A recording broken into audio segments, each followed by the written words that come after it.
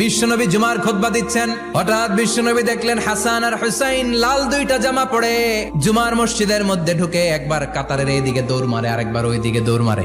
বিশ্বনবী খুতবা থামিয়ে দিলেন, মিম্বার থেকে নেমে হাসান হুসাইনকে দুই হাতে টানতে টানতে মিম্বারের উপরে নিয়ে আসলেন যাতে মুসল্লিদের ডিস্টার্ব না হয়ে যায়। হাসানকে ডান হাতে ধরে হুসাইনকে বা হাতে ধরে বাকি খুতবাটা বিশ্বনবী তখন শেষ করলেন।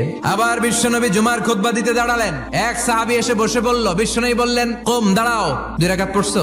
সাহাবী কয় না পড়ি নাই। বিশ্বনবী বললেন 2 রাকাত পড়ো। খুতবার নিরবিচ্ছিন্নতাকে ভঙ্গ করে বিশ্বনবী তাকে দাঁড়াতে বললেন, 2 রাকাত নামাজ পড়তে বললেন। তার মানে খতিব সাহেব মন গড়া শুধু খুতবা দিয়ে যায় না, ডানে বায়ে কোথায় কি হচ্ছে সবকিছু নজরে রেখে, কন্ট্রোলে রেখে সামাজিক সব সমস্যার কথাগুলো তুলে ধরে অসামাজিক কার্যকলাপের বিরুদ্ধে হুঙ্কার দিয়ে জুমার প্ল্যাটফর্মটাকে শক্তিশালী করাই হচ্ছে একজনের খতিবের দায়িত্ব। চিল্লা এখন ঠিক কিনা?